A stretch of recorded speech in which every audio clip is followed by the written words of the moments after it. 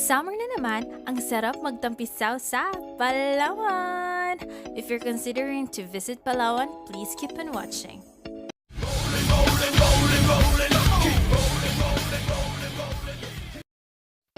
We're supposed to stay in Palawan for 7 days, but then it was cut short to 3 days because of visa problem of Alan. Just imagine how we managed 3 days in Palawan.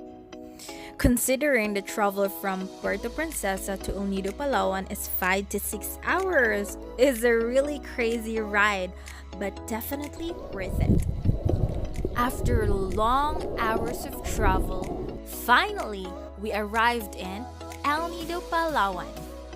So the only thing that we achieved for our first day is fresh seafood by the beach. Now sa Palawan. You get behind me, Jarage grill. Hi! Now sa Itinerary grill kasi we are very hungry. Hanap niyo ba ay restaurant na ikay mapapachill? This is the place to be. Ang ganda ng view, ang sarap ng food, at ang ganda ng presentation. Kumuha ng accommodation malapit sa beachfront dahil dito kayo magtatagpo for island hopping at maraming restaurants, tsaka marami kang mapapasyalan. For our second day, it's island hopping day. Kaya 8:30 pa lang, marami ng tao sa tagpuan. Talaga namang excited na ang lahat. We get the tour package A, or also known as Lagoon tour. 8:45 pa lang, isa-isa na kaming sumakay dito papunta sa boat namin.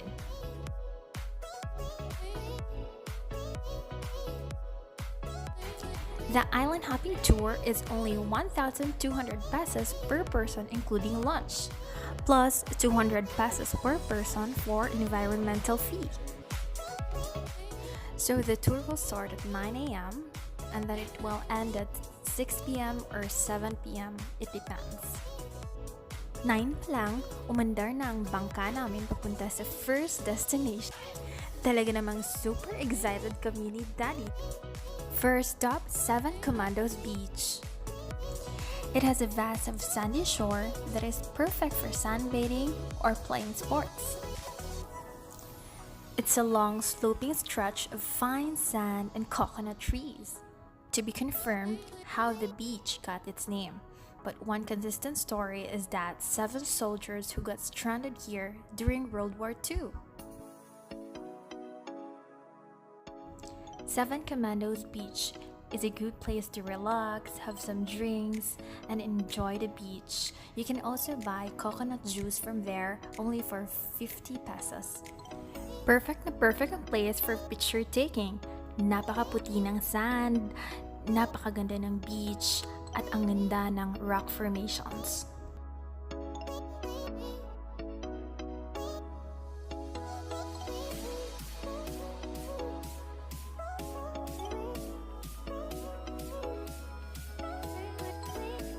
Kulang na kulang ang isang oras para i-enjoy ang 7 Commandos. But hey, it is a very nice experience. Ngayon, papunta na kami sa second part of our tour, which is the Big Lagoon. This is the most scenic part of the tour. It has emerald green water that really looks fascinating. The limestone cliffs in the surrounding are also captivating.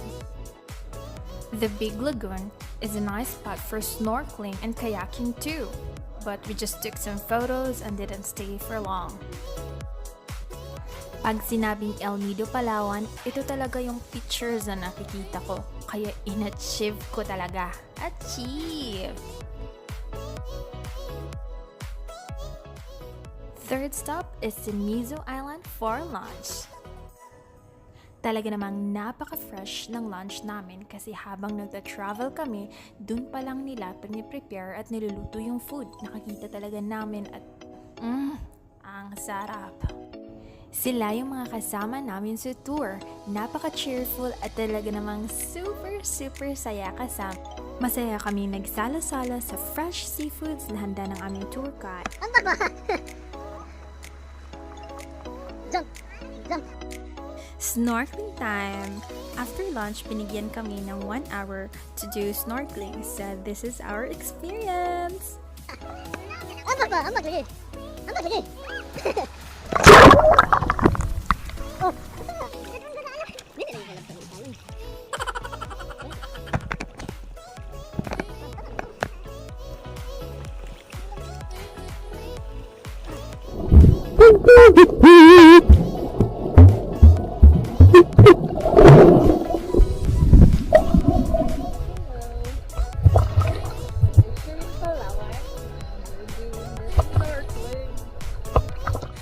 Okay.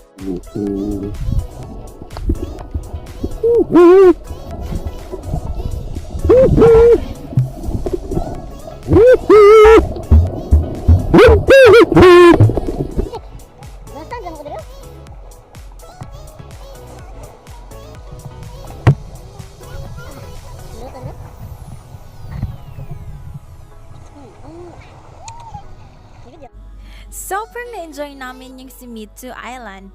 Talagang ang dami naming nakitang fishes, si Nemo, si Dory, at marami pang iba. Ngayon naman, for our fourth stop, we're going to the Secret Lagoon.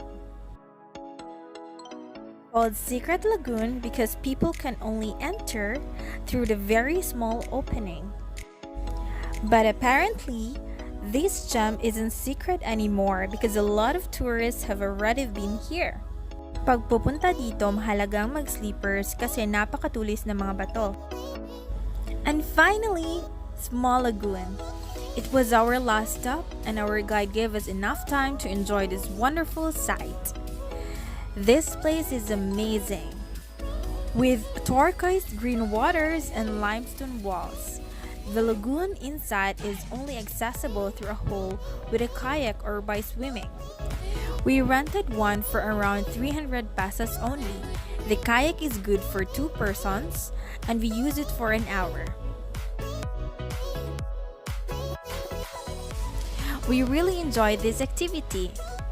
The kayaking through the small lagoon was a perfect way to end our tour.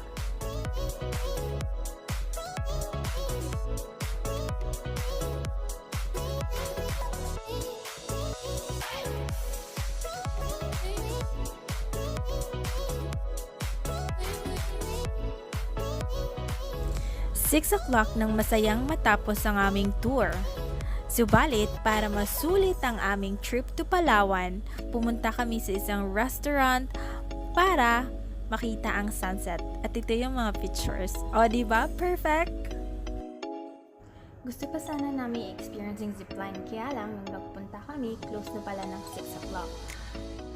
So ayan ang mabilisang 3 days trip namin sa Palawan. O diba, kinaya?